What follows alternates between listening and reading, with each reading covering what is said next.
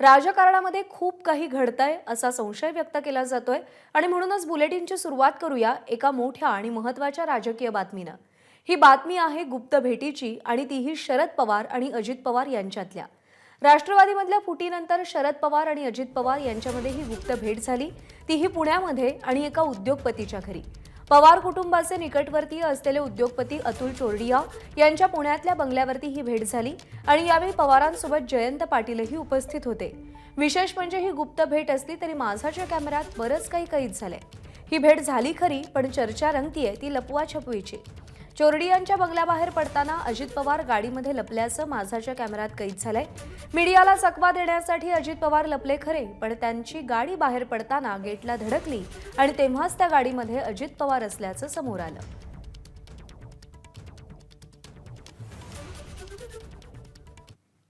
तर ही भेट नेमकी कशी झाली, काय काय घडलं, घटनाक्रम पाहूया ग्राफिक्सच्या माध्यमातून।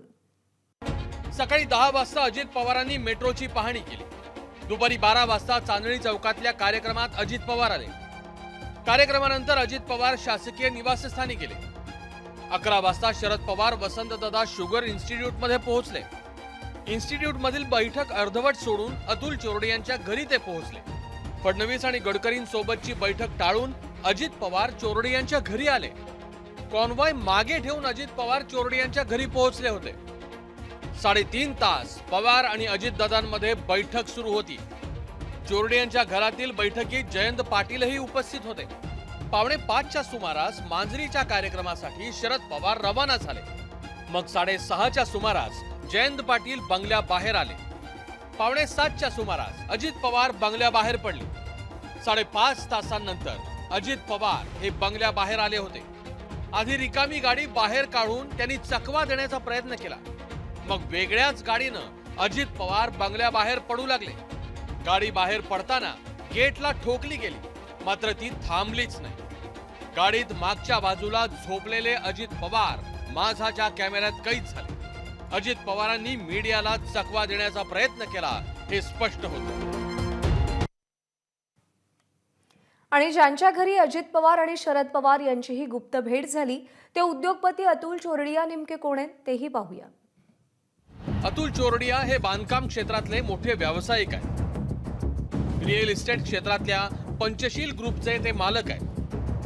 पुण्यातल्या JW मॅरियट हॉटेलचे ते मालक आहेत। शरद पवारांसोबत त्यांची अनेक वर्षांपासून जवळीक आहे। पवार चोरडियांमध्ये 2 पिढ्यांपासून कौटुंबिक संबंध आहेत आणि अतुल चोरडियांचे वडील आणि शरद पवार हे वर्गमित्र आहेत। आणि या गुप्त भेटीनंतर राजकीय वर्तुळातून नेमक्या काय प्रतिक्रिया उमटल्यात तेही पाहूया।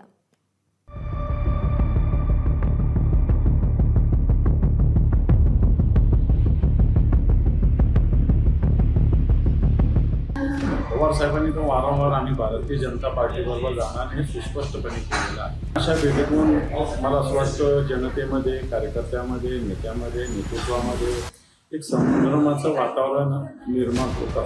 राजकारणामध्ये शरद पवारांनी टाकलेली गुगली ही अख्खा महाराष्ट्र जाणतो। तुमची पुढचं भविष्य पवार साहेब आले नाही तर अंधारात आहे, कदाचित असा इशाराही दिला असेल आणि त्याच्या पार्श्वभूमीवर भेट झाली असावी असं माझं मत आहे।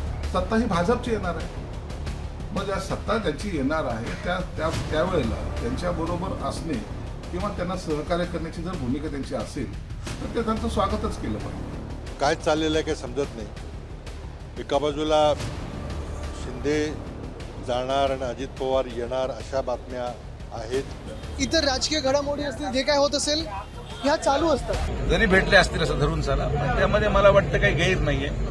ते त्यांचे राजकीय गुरु आहेत आणि म्हणून कुठल्या तरी विषयावर चर्चा या सगळ्या होऊ शकतात, चर्चा केल्या पाहिजेत। नातेसंबंध आहे आणि नातेसंबंध हे राजकारणापलीकडे असतात।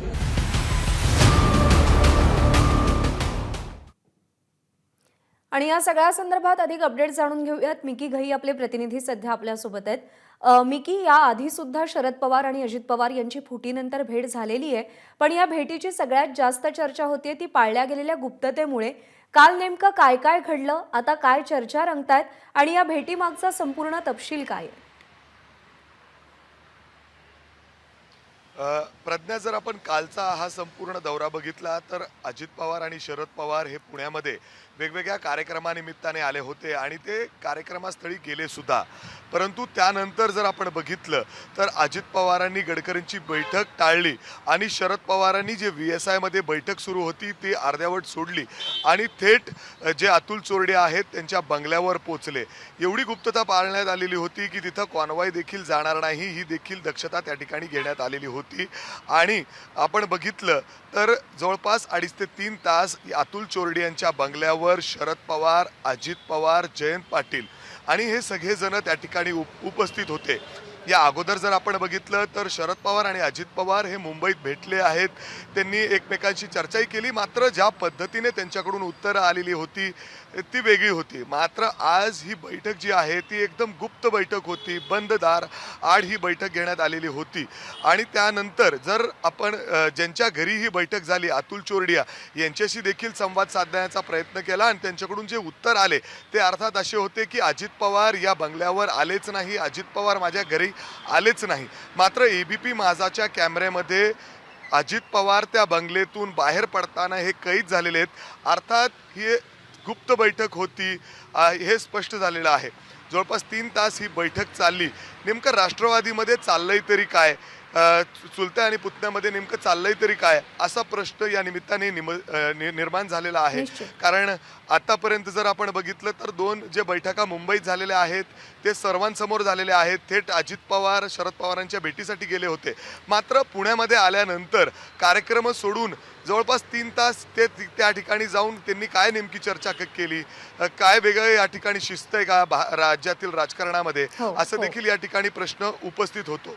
त्याचबरोबर जर आपण बघितलं तर काल अजित पवारांच्या या सगळ्या कार्यक्रमानंतर त्यांनी मुंबईकडे जाणं अपेक्षित होतं. त्यांचा दौरा देखील ठरलेला होता.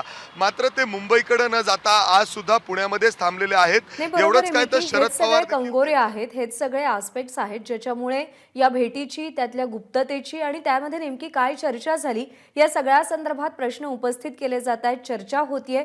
त्यामुळे आगामी काळामध्ये कदाचित या भेटीमागचं कारण नेमकं काय होतं ते समोर येऊ शकतं. पण तोपर्यंत या चर्चा अशाच होत राहणार आहेत. मिकी, अपडेट जाणून घेत राहू. सध्या धन्यवाद दिलेल्या माहितीसाठी. ABP माझा, उघडा डोळे बघा नीट.